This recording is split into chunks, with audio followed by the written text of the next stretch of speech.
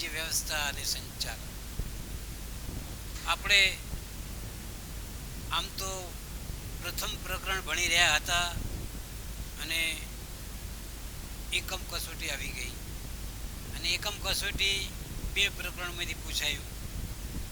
તમે બધાએ બહુ સરસ ટેસ્ટ આપ્યો, ઘણા બધા સારા માર્ક્સ મળ્યા. તમને પાછા મળી પણ ગયા હશે જ બધાને. જે લોકોએ ટેસ્ટ નથી આપ્યો તો એ લોકોએ પણ સત્વરે સ્કૂલમાં જમા કરાવી દેવાનું રહેશે. આજે આપણે ભલે ટેસ્ટ પૂછાઈ ગયો છે પણ આપણો જે કોર્સ બાકી રહી જાય છે એ આપણે થોડું પૂરું કરી લઈએ. તો પ્રથમ પ્રકરણમાં આપણે ધંધાના લક્ષણો, હેતુઓ વગેરે ભણી ગયા છે. આજે આપણે ધંધાકીય જોખમોની વાત કરવાની. જોખમ છે ને ધંધાનું અગત્યનું લક્ષણ હતું, આપણે ચર્ચી ગયા છીએ. અને ધંધામાં જોખમ હોય ને તો જ નફો હોય, જોખમ વગર નફો હોય જ ના શકે. અને આવા જોખમો ધંધામાં 2 પ્રકારના હોય છે. એક કુદરતી જોખમ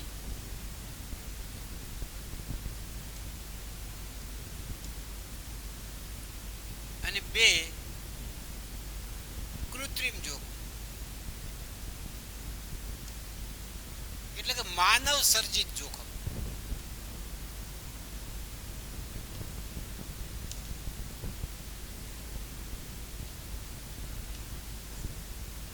ધંધામાં જોખમો 2 પ્રકારના, કુદરતી જોખમ અને માનવ સર્જિત જોખમ. હવે આપણે કુદરતી જોખમ તો આપણે બધા જાણીએ છીએ, જેમ કે પૂર આવે, ધરતીકંપ થઈ જાય, વાવાઝોડું આવે. તો આ બધા જે જોખમો જે છે એ જોખમોને કુદરતી જોખમો કહેવામાં આવે છે.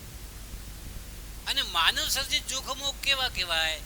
જેમ કે કર્મચારીઓ હડતાલ પર ઉતરી જાય, ઉત્પાદન બંધ થઈ જાય, માનો કે ફેશન બદલાઈ જાય, ગ્રાહકોની રુચિ બદલાઈ જાય. તો આ બધી જે બાબતો જે છે એ માનવ સર્જિત જોખમો કહેવામાં આવે છે.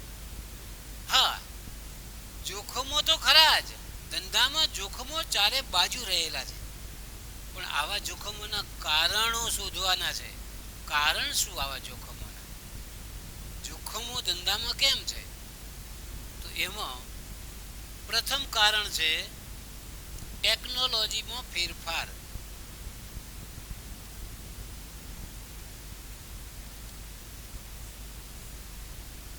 જોખમોના કારણોમાં પહેલો મુદ્દો છે ટેકનોલોજીમાં ફેરફાર. આપણે ટેકનોલોજી બહુ બોલીએ છીએ, પણ ટેકનોલોજી એટલે શું? ટેકનોલોજી એટલે ઉત્પાદન પદ્ધતિ. ઉત્પાદન પદ્ધતિ એટલે ટેકનોલોજી. એટલે જેમ જેમ ઉત્પાદન પદ્ધતિઓ બદલાય એમ એમ નવી પ્રોડક્ટ બજારમાં અસ્તિત્વમાં આવે છે. અને નવી પ્રોડક્ટ અસ્તિત્વમાં આવે છે એટલે જૂની પ્રોડક્ટનો લય થઈ જાય છે, નાશ પામે છે. હવે ઘણા બધા રૂપિયા આપીને કોઈ વેપારી કે ઉત્પાદક કોઈ યંત્ર લાવ્યો હોય અને ટેકનોલોજીના બદલાવના કારણે એ યંત્ર જૂનું થઈ જાય તો એને તો મૂડી રોકાણ કરેલું માથે પડે ને. ધંધા માટે કેટલું બધું જોખમ કહેવાય, બહુ જોખમ. તમને ખબર હોય તો આજે રેડિયોલોજીસ્ટ, સીટી સ્કેન માટેના ડોક્ટરો કેટલા બધા મોંઘા યંત્રો લાવે છે અને 2-3 વર્ષમાં ટેકનોલોજી બદલાઈ જાય છે અને નવા યંત્રો આવે છે. હવે એ જૂના યંત્રોને કરવું શું? ધંધા માટે મોટામાં મોટું જોખમ છે. તમને ખબર હોય તો પહેલા પ્રેસ કરતા હતા, કોયલાથી પ્રેસ કરતા હતા. સમય બદલાનો, ટેકનોલોજી બદલાની, આજે તો ઓટોમેટિક પ્રેસ ચાલે છે. તો એ જૂનાનું શું? કહેવાનો મતલબ કે ટેકનોલોજી સતત જે બદલાયા કરે છે અને ટેકનોલોજી જે બદલાય છે એના કારણે ધંધામાં મોટા જોખમો રહેલા છે. એક બીજો મુદ્દાની વાત કરીએ, વૈકલ્પિક પેદાશો. વૈકલ્પિક પેદાશો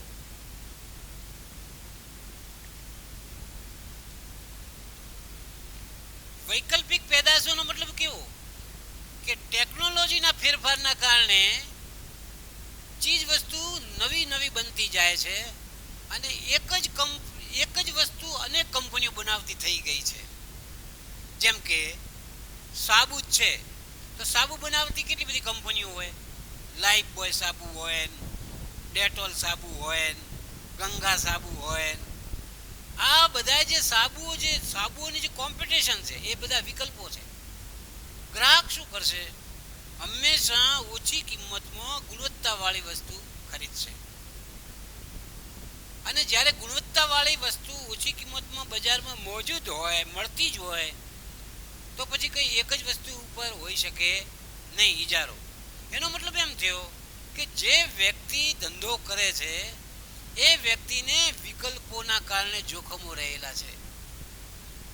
એક જ વસ્તુનું એક કરતા અનેક કંપનીઓ જ્યારે પ્રોડક્ટ કરે છે, ચીજ વસ્તુઓ બનાવે છે, અને જે બજારની અંદર જે વિકલ્પો ઊભા થાય છે એ વિકલ્પોના કારણે જોખમો બહુ વધી ગયા છે. કારણ કોઈ પ્રોડક્ટ તૈયાર કરે છે કંપની કરતા, હવે એનાથી ગુણવત્તાવાળી વસ્તુ ઓછી કિંમતમાં બજારમાં મૂકે કોઈ અન્ય કંપની, તો ગ્રાહક શું કરશે? એ કંપનીની ચીજ વસ્તુ ખરીદશે. એટલે કહેવાનો મતલબ કે વિકલ્પો. દાખલા તરીકે પહેલા તો લોખંડથી બધા સાધનો બનતા હતા, પછી પ્લાસ્ટિક અસ્તિત્વમાં આવી ગયું, સસ્તું પડવા માંડ્યું એટલે લોકો પ્લાસ્ટિક લેવા માંડ્યા, કારણ કે મોંઘું હતું લોખંડ. કહેવાનો મતલબ કે વિકલ્પોના કારણે ચીજ વસ્તુઓ વારંવાર બદલાતી ગઈ અને એના કારણે જે ધંધો હતો એમાં જોખમો ઊભા થયા. પહેલા આપણે માનો કે શાહી પેન હતી, ફાઉન્ટેન પેન આવી ગઈ, બદલાની વાત આવી. તો આ બધા કેવા કહેવાય? ધંધા માટે જોખમો કહેવાય. ત્રીજો મુદ્દો એક લઈએ, હરીફાઈ.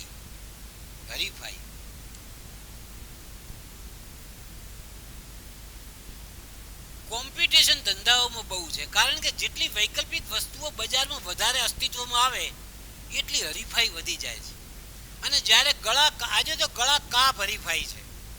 હવે આટલી બધી હરીફાઈમાં જો કિંમત ઊંચી રાખે તો વેપાર થાય નહીં, કિંમત નીચી રાખે નફો મળે નહીં, તો કિંમત નક્કી કરવાનું બહુ મુશ્કેલ પડતું ગયું. એટલે કે હરીફાઈ યુગમાં કિંમત નક્કી કરવી જ મુશ્કેલ થઈ ગઈ. કહેવાનો મતલબ કે કોમ્પિટિશન જ્યારે બહુ વધી જાય છે ત્યારે વાજબી કિંમતે ઊંચી ગુણવત્તાવાળી વસ્તુ ગ્રાહકને આપવાની ફરજ પડે છે. અને આ જે ફરજ પડી રહી છે ને એ જ ધંધાનું જોખમ છે. એક બીજો મુદ્દો લઈએ, કાયદા. સરકાર શું કરે છે?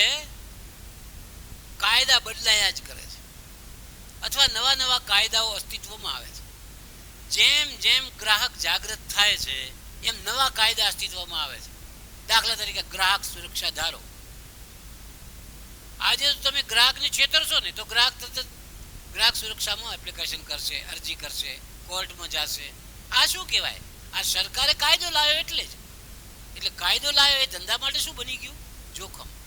વેપારીઓ કે ઉત્પાદકો જે ભેળસેળ કરતા હતા એ બધું અટકી ગયું. ખોટી જાહેરાતો જે આપતા હતા, અતિશયોક્તિ ભરી જાહેરાતો આપતા હતા, અમારી વસ્તુ આવી છે, અમારી પ્રોડક્ટ આવી છે, આના કરતાં આટલી સુંદર છે, પણ આ અતિશયોક્તિ વાળી જાહેરાતો પણ બંધ થઈ ગઈ. કારણ કાયદો. એટલે કાયદો માત્ર કઈ ગ્રાહક સુરક્ષા ધારો એવું જ નથી. ઉત્પાદન કરતા એકમો માટે પ્રદૂષણનું પણ ધ્યાન રાખવું પડે, એટલે પ્રદૂષણનો પણ કાયદો આવ્યો.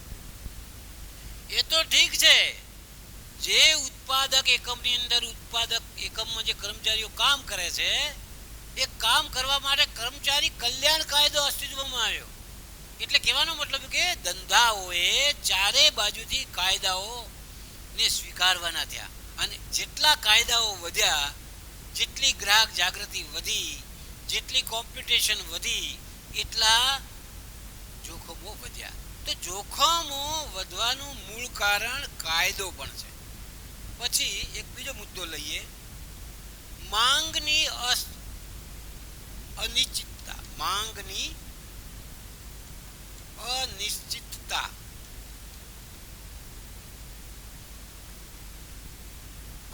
પ્રોડક્ટ કોના આધારે તૈયાર થાય છે? લોકોની જરૂરિયાતના આધારે. લોકોની જરૂરિયાતો ક્યાંથી નક્કી થાય? બજારમાં સંશોધનથી નક્કી થાય. એટલે કે બજારમાં લોકોની જરૂરિયાતો કેટલી છે એ અનિશ્ચિત છે. અને ઘણી વખત તો એટલી બધી અનિશ્ચિતતા ઊભી થઈ જાય છે કે કોઈને ખબર પડતી નથી. દાખલા તરીકે હવે COVID-19ના કારણે દવાઓની આવશ્યકતા ઊભી થઈ, અચાનક એની માંગ વધી ગઈ. દાખલા તરીકે રજાઓ પડે છે તો લોકોની અવરજવર વધી જાય છે, બસોની વધારે આવશ્યકતા છે, અનિશ્ચિતતા ઊભી થઈ. તો કહેવાનો મતલબ શું છે કે માંગ ક્યારે વધી જશે, લોકોની જરૂરિયાત ક્યારે વધી જશે અને ક્યારે ઘટી જશે એ કોઈ ચોક્કસ હોતું નથી. એટલે લોકોની જરૂરિયાતો, માંગની અનિશ્ચિતતાઓ જે રહેલી છે એ પણ એક કારણ છે જોખમ માટે. અને પછીનો મુદ્દો છે ભૌતિક જોખમો. ભૌતિક જોખમો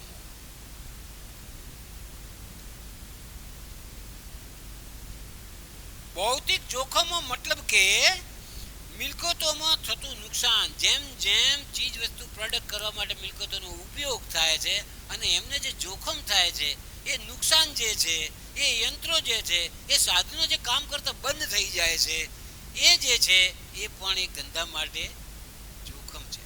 તો કહેવાનો મતલબ કે જોખમોના કારણો, ટેકનોલોજીમાં ફેરફાર, વૈકલ્પિક પેદાશો અસ્તિત્વમાં આવી એટલે જોખમો વધ્યા, કળાકા હરીફાઈઓના કારણે જોખમો વધ્યા, જાગૃતિના કારણે નવા નવા કાયદાઓ અસ્તિત્વમાં આવ્યા એના કારણે જોખમો વધ્યા. જેમ કે માંગની અનિશ્ચિતતાઓ ઊભી થઈ, સમય અને સંજોગો સતત બદલાયા કરે છે અને બદલાતા સમય અને સંજોગોમાં માંગની અનિશ્ચિતતાઓ વધે, એ પણ એક જોખમનું કારણ બન્યું. ભૌતિક જોખમો તો છે જ. તો આ એક મુદ્દો ક્યારેક ક્યારેક 3 માર્ક્સમાં પૂછાઈ જાય છે કે જોખમોના કારણો કયા. તો આવા મુદ્દા આપણે ધ્યાનમાં રાખવા જોઈએ. આગળનો એક મુદ્દો લઈએ આપણે, વ્યવસાય.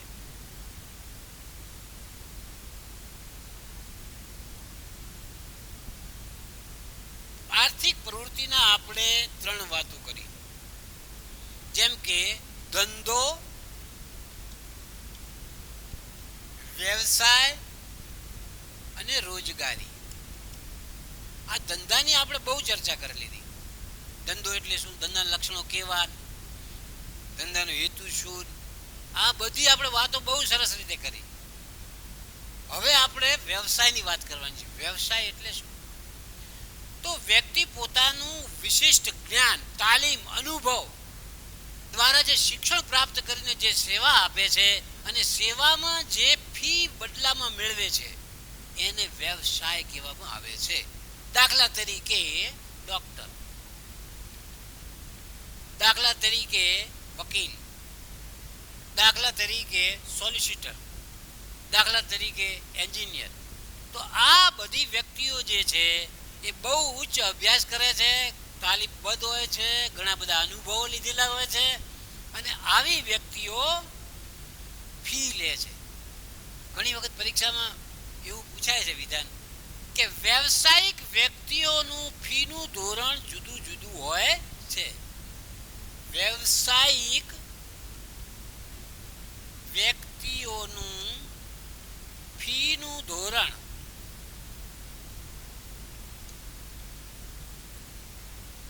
જુદું જુદું હોય છે. સમજાવો. વ્યવસાય વ્યક્તિ એટલે આપણે વાત નક્કી કરી દીધી કે એ ઉચ્ચ અભ્યાસ, તાલીમ, અનુભવો, વિશિષ્ટ જ્ઞાન પ્રાપ્ત કરેલી વ્યક્તિ, નિપુણ વ્યક્તિ હોય, કુશળ વ્યક્તિ હોય અને દરેક કુશળ વ્યક્તિઓ અન્ય વ્યક્તિથી જુદી પડતી હોય છે. દાખલા તરીકે પાલનપુરનો ડોક્ટર છે તો એ 500 રૂપિયા ફી લે છે, પણ અમદાવાદનો ડોક્ટર 1000 રૂપિયા લે છે. પાલનપુરનો જે ડોક્ટર જે ક્વોલિફિકેશન ધરાવે છે એ ક્વોલિફિકેશન જો ગામડામાં જશે તો એ 150 રૂપિયા જ ફી લે છે કે 200 રૂપિયા લે છે. કહેવાનો મતલબ શું છે કે એક તો એરિયાના કારણે ફીનું ધોરણ બદલાતું હોય છે અને બીજું ડોક્ટરની વિશિષ્ટ આવડતના કારણે એનું ફીનું ધોરણ બદલાઈ જતું હોય છે. જેટલા ડોક્ટરનો અનુભવ એટલી એનું ફીનું ધોરણ અલગ. કહેવાનો મતલબ કે દરેક વ્યક્તિની, દરેક વ્યવસાય વ્યક્તિની અનુભવો અને એની નોલેજ વિશિષ્ટ જ્ઞાન અલગ અલગ હોય છે અને આવા અલગ અલગ જ્ઞાનના કારણે વ્યવસાયિક વ્યક્તિઓ અલગ અલગ ફી મેળવે છે. કેટલાક વકીલો 1000 રૂપિયા મેળવે, પણ કેટલાક વ્યક્તિઓ એક શબ્દના 1000 રૂપિયા મેળવવા વાળા છે. કહેવાનો મતલબ કે એ કેવી રીતે પુરાવાને તોડે છે એના ઉપર નિર્ભર છે. એમ દરેક જે વ્યવસાયિક વ્યક્તિ જે છે એનું ફીનું ધોરણ અલગ અલગ હોય છે અને એમાં કમાણી પણ બહુ રહેલી હોય છે. એક બીજા મુદ્દાની વાત કરીએ, રોજગારી. વ્યવસાય પછી રોજગારી. રોજગારી એટલે એમ્પ્લોયમેન્ટ, નોકરી. નોકરીની વ્યાખ્યા આપણે શું કરીએ કે કોઈ એક વ્યક્તિએ આપેલું કામ બીજાએ કરી આપવું, કોઈ એક વ્યક્તિએ નક્કી કરેલું કામ કરી આપવું એટલે નોકરી, સામાન્ય શબ્દોમાં કહીએ તો. અથવા તો વેતનના બદલામાં કરાર અનુસાર સોંપાયેલું કાર્ય કરવાની પ્રવૃત્તિ.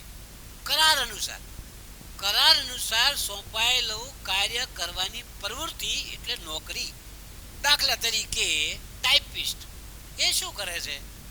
જે એના માલિક એને કહે છે કે ભાઈ 5 કાગળ ટાઈપ કરવાના છે, 5 કાગળ ટાઈપ કરી દેવાના. એને કઈ મગજ દોડાવવાની જરૂર નથી. એને નોકરી કહેવામાં આવે છે.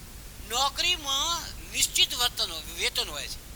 નોકરીમાં જોખમો બહુ ઓછા હોય છે. નોકરી તો સ્વાવલંબી પ્રવૃત્તિ છે, પણ આર્થિક પ્રવૃત્તિનો એક પ્રકાર છે. ઘણી વખત પરીક્ષામાં પૂછાય છે કે ભાઈ ધંધો, વ્યવસાય અને નોકરીમાં તફાવત શું હોય? તો આપણે ત્રણની એક તો વ્યાખ્યા આપી શકીએ, શીખી ગયા પ્રમાણે. ધંધાની વ્યાખ્યા આપવી પડે, વ્યવસાયની વ્યાખ્યા આપવી પડે, એનું એક એક ઉદાહરણ આપવું પડે, રોજગારીની વ્યાખ્યા એક આપવી પડે. પછી દરેકની લાયકાત. તો લાયકાત કેવું હોય છે? ધંધામાં કોઈ લાયકાતની આવશ્યકતા નથી હોતી.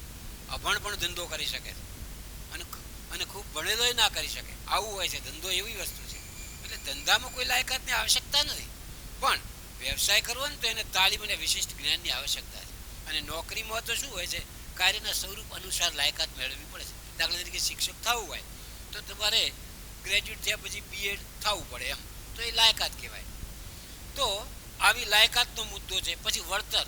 ધંધો હોય ને તો એમાં નફો મળે, વ્યવસાય હોય ને તો એમાં ફી મળે, અને નોકરી હોય તો એમાં શું મળે? પગાર. પછી મૂડીની જરૂરિયાત કે ધંધામાં તો બહુ રહે છે. મૂડીની જરૂરિયાત ધંધામાં બહુ રહે. મૂડી વગર ધંધો સંભવિત નથી. વ્યવસાયમાં તો કેવું છે? થોડી જરૂરિયાત રહે, અને નોકરીમાં તો બિલકુલ જરૂરિયાત નથી મૂડીની જરૂરિયાત. જોખમ. તો ધંધામાં જોખમ સૌથી વધારે છે, અને વ્યવસાયમાં નિશ્ચિત ફી માટે જોખમ છે, કારણ કે ફીનું ધોરણ કોઈ નિશ્ચિત નથી. અને નોકરીમાં જોખમ બિલકુલ ઓછું છે અથવા નહીવત છે. નોકરીમાં નક્કી કર્યા પ્રમાણે જ વળતર મળતું હોય છે, વેતન મળતું હોય છે, જોખમ નથી. તો આવા બધા તફાવતના મુદ્દાઓથી આપણે તફાવતનો મુદ્દો પણ સ્પષ્ટ કરી શકીએ.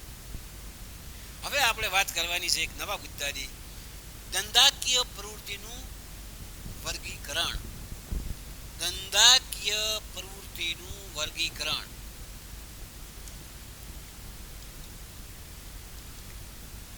ધંધાકીય પ્રવૃત્તિનું વર્ગીકરણ. ટેક્સ્ટ બુક પ્રમાણે ધંધાકીય પ્રવૃત્તિનું વર્ગીકરણ, એમાં આપણે વેપાર, વાણિજ્ય અને ઉદ્યોગ આપેલો છે.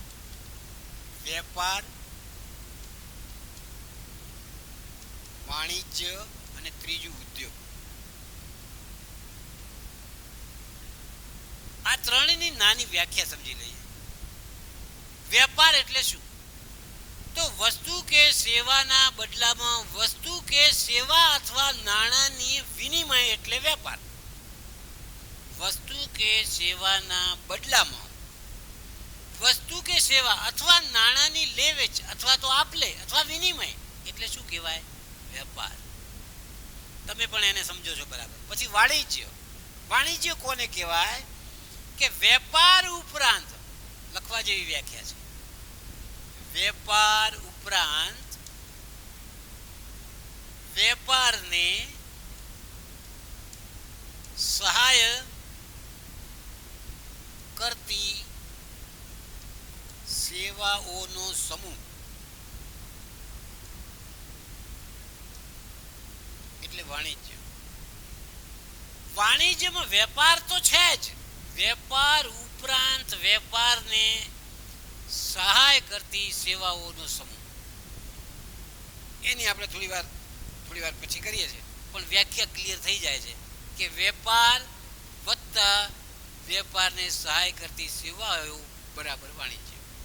ત્રીજો મુદ્દાની વાત કરી, ઉદ્યોગ. ઉદ્યોગ શું છે? ઉદ્યોગને તમે એમ સમજો છો કે મોટા પાયે ઉત્પાદન થતું હોય તો એને આપણે ઉદ્યોગ કહીએ છીએ. પણ એક બહુ સરસ વ્યાખ્યા છે, એ લખવા જેવી વ્યાખ્યા છે, શીખવા જેવી છે કે નૈસર્ગિક કે કુદરતી સંપત્તિમાંથી ક્રિયાઓ પ્રક્રિયાઓ કરીને વપરાશયુક્ત બનાવતી વસ્તુઓના એકમોને ઉદ્યોગ કહેવામાં આવે છે. કોઈ પણ વસ્તુ હંમેશા ખબર હોય તો જમીનમાંથી નીકળે છે. દાખલા તરીકે હીરો ક્યાંથી નીકળે? જમીનમાંથી. તેલ ક્યાંથી નીકળે? જમીનમાંથી. અનાજ ક્યાંથી નીકળે? જમીનમાંથી. તમને એવું કોઈ તત્વ દેખાય છે કે જમીન વિહોણું હોઈ શકે?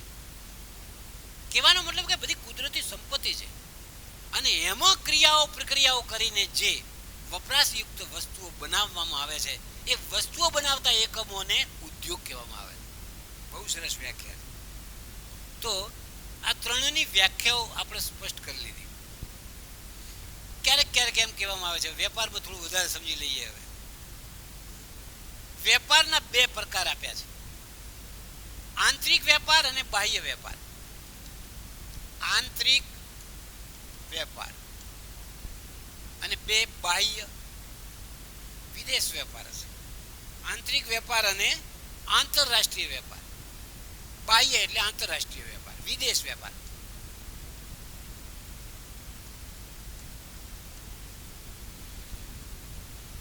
છેક ચોથા ધોરણથી તમે આ તો બધું શીખતા આવો છો કે આંતરિક વેપાર કોને કહેવાય, બાહ્ય વેપાર કોને કહેવાય, આયાત કોને કહેવાય, નિકાસ કોને કહેવાય. પણ આપણે આ ટેક્સ્ટ બુક પ્રમાણે ભણવાનું થાય છે તો એને સમજી લેવું જોઈએ. જેમ કે વેપાર, જે વેપાર દેશની અંદરની અંદર સરહદોમાં થતો હોય, સરહદોની અંદર જે વેપાર થાય એને આંતરિક વેપાર થાય, આંતરિક વેપાર કહેવામાં આવે. દાખલા તરીકે પંજાબના ઘઉં ગુજરાતમાં લાવવામાં આવે તો આંતરિક વેપાર કહેવાય, અથવા તો ગુજરાતની કેરી પશ્ચિમ બંગાળમાં મોકલવામાં આવે તો એને આંતરિક વેપાર થયો એમ કહેવાય. પણ બાહ્ય વેપાર કોને કહેવાય? જે દેશની, આપણા દેશની સરહદો ઓળંગીને અન્ય દેશની અંદર જે ચીજ વસ્તુ કે સેવાની લેવડ દેવડ કરવામાં આવે અથવા સરંગો ઓળંગીને જે વેપાર કરવામાં આવે એને શું કહેવામાં આવે? આંતરરાષ્ટ્રીય વેપાર, વિદેશ વેપાર. ફ્રાન્સના વિમાનો ભારતમાં લાવવામાં આવે તો એને શું કહેવાય? આંતરરાષ્ટ્રીય વેપાર. પછી વેપારના વધુ બે પ્રકારની આપણે એક ચર્ચા કરવાની. એક તો નિકાસ વેપાર, પછી આયાત વેપાર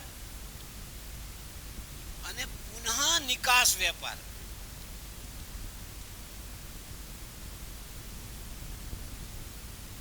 આ આંતરરાષ્ટ્રીય વેપારના જ પ્રકારો કહેવાય. એને આપણે થોડું સમજી લઈએ તો સૌ પ્રથમ તો નિકાસ વેપાર. જે દેશ પોતાની પ્રોડક્ટ અન્ય દેશમાં વેચે છે એને નિકાસ કર્યો એમ કહેવાય. દાખલા તરીકે ભારતની કેરી બ્રિટનમાં મોકલવામાં આવે છે તો એને નિકાસ વેપાર થયો એમ કહેવાય, નિકાસ કરી.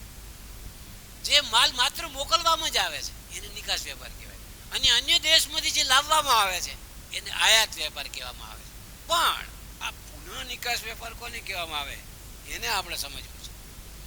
તો અન્ય દેશમાંથી માલ લાવ્યા પછી આપણે અન્ય કોઈ દેશને માલ આપી દઈએ એને પુનઃ નિકાસ કહેવામાં આવે છે. એક દાખલો લઈએ. દાખલા તરીકે રશિયામાંથી આપણે પેટ્રોલિંગ પેદાશો ભારતમાં લાવવામાં આવે છે અને પછી બંદર કે પોર્ટ ઉપર એ પેદાશોને ઉતારીને ભારતનો સિક્કો મારી અને નેપાળની અંદર સપ્લાય કરી દઈએ તો એને શું કહેવામાં આવે? પુનઃ નિકાસ વેપાર. અન્ય દેશમાંથી લાયેલી પ્રોડક્ટને કોઈ અન્ય દેશમાં મોકલી દેવામાં આવે એને પુનઃ નિકાસ વેપાર કહેવામાં આવે. પહેલા આવું રશિયા બહુ કરતું. જ્યારે ભારત દેશ એટલો બધો, ભારત દેશ જાણકારીમાં ન હતો એ વખતે શું હતું કે રશિયા એનું મિત્ર હતું, રશિયા અહીંયા ક્રૂડ મોકલે. હવે રશિયા શું કરે, બીજેથી લાવે અને રશિયા એનો સિક્કો મારીને આપણે મોકલી દે, એ વચ્ચે કમિશન લઈ લે. અત્યારે હાલે કેટલા ઘણા બધા કરે છે જે લોકોની જ્ઞાન કહેવાનો મતલબ કે એક પ્રકારની દલાલી કરતા હતા. હવે આવું શક્ય નથી, હવે પારદર્શક થતું જાય છે બધું. હવે આંતરરાષ્ટ્રીય વેપારો થઈ ગયા એટલે આવું બધું હવે દલાલીના મુદ્દા રહેતા નથી. પણ કહેવાનો મતલબ કે હવે સીધો પુનઃ નિકાસ થાય છે.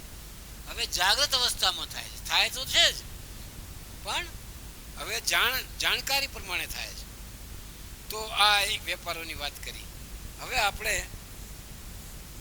વાણિજ્યની થોડી વાત કરી લઈએ. આપણે એક એવી વ્યાખ્યા નક્કી કરી કે વેપાર ઉપરાંત વેપારને સહાય કરતી સેવાઓ. વેપારની વ્યાખ્યા તો કમ્પ્લીટ છે, પણ આ વેપાર કરવા માટે કઈ સેવાઓ સહાય કરે છે? તો 6 પ્રકારની સેવાઓ સહાય કરે. 1, બેંક. બેંક શું કરે છે? નાણાંની લિક્વિડિટી વધારે છે, નાણું ફરતું રાખે છે. કોઈ પણ વેપાર ધંધા જે છે એ વેપાર ધંધા આખરે તો નાણાંમાં ફેરબદલી થાય છે. અને નાણાંનું કામ કોણ કરે છે? બેંકો કરે છે. નાણાંની ફેરબદલી કોણ કરી આપે છે? બેંકો કરી આપે છે. જેટલી ફેરબદલી સરળ એટલો વેપાર વૃદ્ધિ. એટલે વેપારમાં શું કર્યું કહેવાય? સહાયભૂત થઈ એમ કહેવાય. પહેલા તો કોથળા ભરી ભરીને રૂપિયાની લેવડ દેવડ કરવામાં આવતી, એવું હવે નથી. હવે તો માત્ર ઓનલાઈન ચેકથી, ડ્રાફ્ટથી સીધા જ નાણાંની હેરફેર થઈ જાય છે અને જેના કારણે વેપાર ઝડપી બન્યો, વેપારનો વિકાસ થયો. તો વેપારને સહાય કરતી એક એવી સંસ્થા જે બેંક છે. અને બીજી એક વાત કરીએ, વીમો. વીમો શું? વીમો જાણો છો? વીમો શું છે? વીમો જોખમો સામે રક્ષણ આપે છે. વીમો તલવાર સામે ઢાલનું કામ કરે છે. કોઈ પણ ઉત્પાદક, વેપારી, દુકાનદાર, જોખમો અનેક છે અને જોખમો સામે રક્ષણ આપવાનું કામ કોઈ કરતું હોય તો વીમા કંપનીઓ કરે છે. આપણને ઘણી વખત એમ થાય કે ચાલો વરસાદ આટલો બધો ભારે પડે છે, માલ પલળી જશે, પણ વીમો લીધેલો હોય તો વીમા કંપનીઓ વળતર ચોક્કસ આપે છે. તો જોખમ દૂર થઈ જાય તો વેપારી કે ઉત્પાદકને નિરંતે ઊંઘ આવે છે. એનું કારણ શું? જોખમો સામે વળતર આપવા માટે વીમા કંપનીઓ બંધાયેલી છે. તો વીમા કંપનીઓ બંધાયેલી હોય એનાથી પણ વેપાર વધે છે. આમ ડાયરેક્ટલી આપણને એમ ન લાગે વીમા કંપનીઓ વેપાર કઈ રીતે વધારતી છે, એવું નથી. પણ વેપારી કે ઉત્પાદકને જોખમો સામે ભરપૂર રક્ષણ આપતી કંપનીઓ છે વીમા કંપનીઓ, અને એના કારણે વેપાર વધે છે, વેપારીઓનો સાહસ વધે છે. તો વેપારને સહાયક સેવામાં એક વીમા કંપનીઓ. ત્રીજો એક મુદ્દો લઈએ, વાહન વ્યવહાર. વાહન વ્યવહાર, માલ અને માણસોની આપ-લે કરવાનું કામ કોણ કરે છે? વાહન વ્યવહાર. તમે બધા જાણો છો વાહન વ્યવહાર કેવા પ્રકારના હોય છે. રસ્તાના વ્યવહારો, હવાઈ વ્યવહારો, રેલવે વ્યવહારો, દરિયાઈ વ્યવહારો, આ બધા થાય છે, તમે બધા જાણો છો. પણ માલ અને માણસોની લેવડ દેવડ કરવામાં જો સૌથી મહત્વનો કોઈ ભાગ ભજવતી કોઈ સેવાકીય સંસ્થાઓ હોય તો એ છે વાહન વ્યવહાર. તો વાહન વ્યવહારના કારણે વેપાર વૃદ્ધિ થઈ.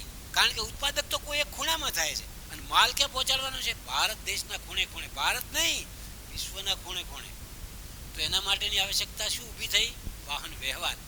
પછી એ દરિયાઈ હોય કે હવાઈ હોય, પણ વાહન વ્યવહારના કારણે માલ કે સેવાની આપ-લે બહુ ઝડપી થઈ, વેપાર વધ્યો, વેપારનો વિકાસ થયો. એટલે એમ કહેવાય કે વેપારને સહાયક કરતી સેવા એ વાહન વ્યવહાર છે. હવે આપણો ટાઈમ અહીંયા આજે આટલો પૂરો. નેક્સ્ટ ટાઈમે ફરી વાર આગળ વધારશું વાતને અને પછી નવું પ્રકરણ શરૂ કરી લઈશું. ટાઈમ આપણો થઈ ગયો છે તો આપણે અહીંયા આટલું જ રાખીએ.